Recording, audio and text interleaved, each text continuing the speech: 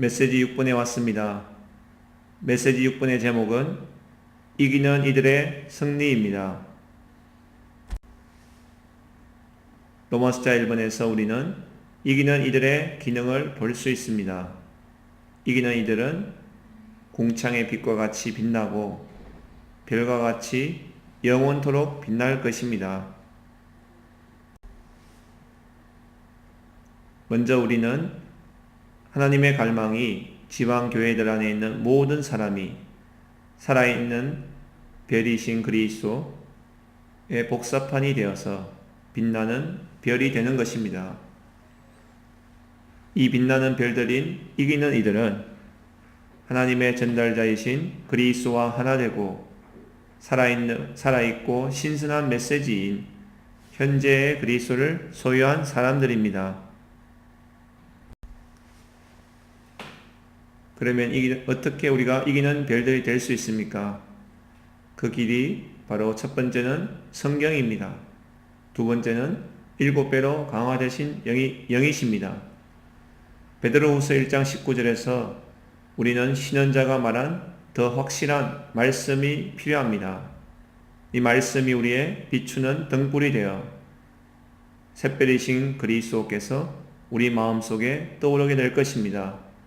그리고 두 번째 계시록 3장 1절에서 7영과 7별을 보여주고 있습니다. 로마서자 2번에서는 이기는 이들의 승리의 사례를 우리에게 보여줍니다. 다니엘서 1장부터 6장까지 다니엘과 그의 세 친구들에서 이러한 승리를 볼 수 있는데 이들은 절대적으로 하나님과 하나 되어 사탄의 책략을 이겼습니다. 먼저 다니엘서 1장 6절과 7절에서 느부갓네살 왕은 다니엘과 그의 세 친구들에게 마귀적인 유혹을 하면서 그들이 하나님께 속한 것을 가리키는 그들의 이름을 그들을 우상들과 하나로 만드는 이름으로 바꾸었습니다. 다니엘의 이름의 의미는 하나님은 나의 심판자이시다. 하지만 느부갓네살은 그의 이름을 벨드사살이라고 했습니다. 벨드사살의 의미는 벨의 왕자라는 의미입니다.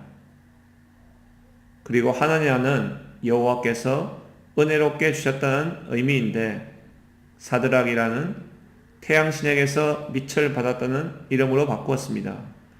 그리고 미사엘은 누가 하나님과 같은가 라는 의미인데 메삭 즉 누가 샤크 여신과 같을 수 있는가 라고 바꾸었습니다. 그리고 마지막으로 아사랴는 여호와께서 나를 도우셨다 라는 의미인데 아벤느고 불의 신 네고의 신실한 종으로 이름을 바꾸었습니다. 다니엘서 1장에 다니엘과 그의 친구들은 귀신에게 속한 음식에 대해 승리를 거두었음을 우리에게 보여줍니다. 느부갓네살의 마귀적인 유혹은 그의 더러운 음식, 곧 우상들에게 드려진 음식을 먹게 하여 그들을 더럽히는 것이었습니다.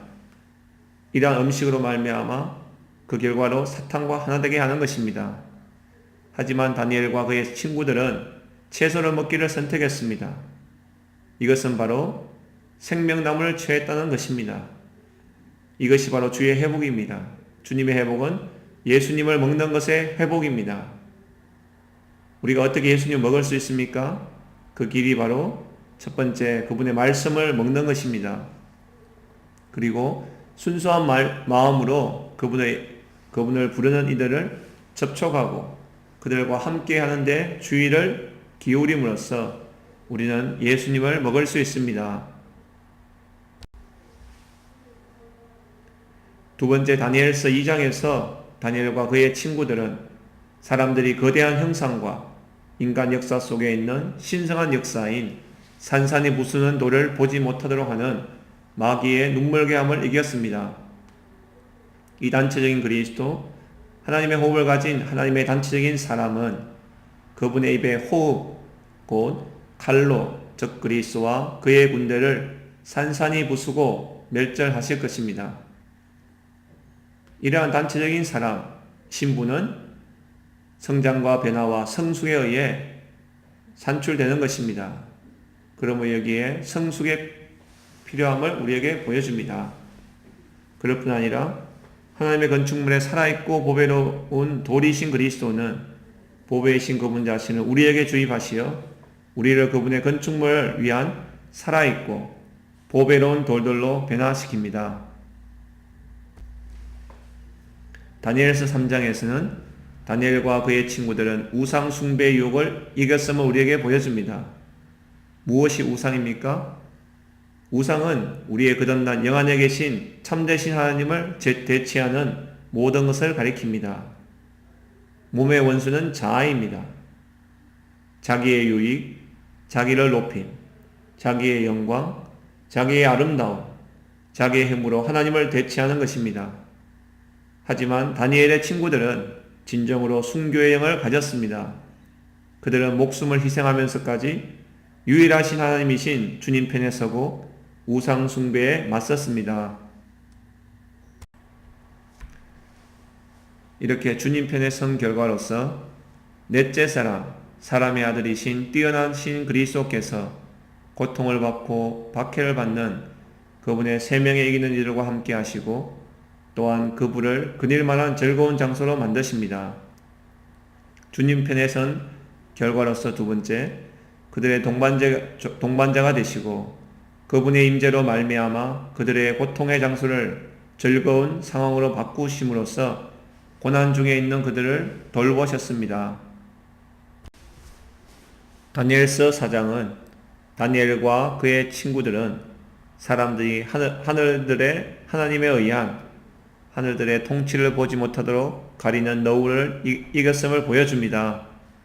하나님의 하늘에 속한 다스림의 목적이 있는데 그것은 바로 그리스도를 어둠의 위치에 두시도록 하기 위한 것입니다. 하나님께서는 교만하게 행하는 자를 능히 낮추실 것입니다.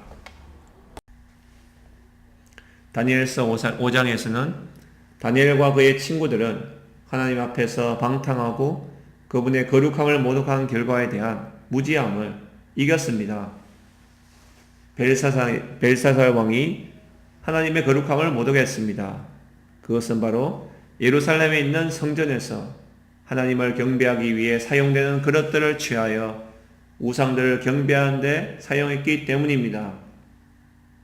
다니엘은 탁월한 영과 지식과 통찰력이 있어 능히 꿈을 해석하며 은밀한 말을 밝히며 의문을 풀 수 있었습니다. 벨사살 왕은 이것을 다 알고도 아직도 마음을 낮추지 아니하고 도리어 첫째, 자신을 하늘의 주제보다 높이었습니다. 둘째, 성전 그릇을 왕 앞으로 가져다가 왕과 귀족들과 왕후들과 후궁들이 다 그것으로 술을 마시게 했죠. 셋째는 왕이 또 보지도 못하고 듣지도 알지도 못한 금과 은과 구리와 쇠와 나무와 돌로 만든 신상들을 찬양하였습니다.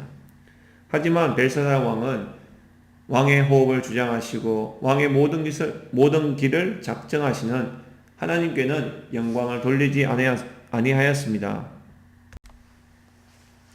마지막으로 다니엘서 6장에서 다니엘과 그의 친구들은 이기는 이들이 신실하게 하나님을 경배하는 것을 금지시키는 강교함을 이겼음을 보여줍니다. 다니엘서 6장의 중심이 있는데 그것은 바로 하나님의 경륜을 수행하기 위한 사람의 기도입니다. 다니엘은 예루살렘을 향하여 창문들을 열고 기도하였습니다. 다니엘이 이 조세의 왕의 도장이 찍힌 것을 알고도 전에 하던 대로 하루에 3번씩 무릎을 꿇고 기도하며 그의 하나님께 감사하였습니다. 우리는 다니엘의 본을 받아서 마땅히 이렇게 기도해야 합니다. 우리의 기도의 목표는 하나님의 영원한 경륜안의 목표인 그리스도, 하나님의 왕국, 하나님의 집을 향하여 기도해야 합니다. 그럴 때 하나님께서는 우리의 기도를 들으실 것입니다. 아멘.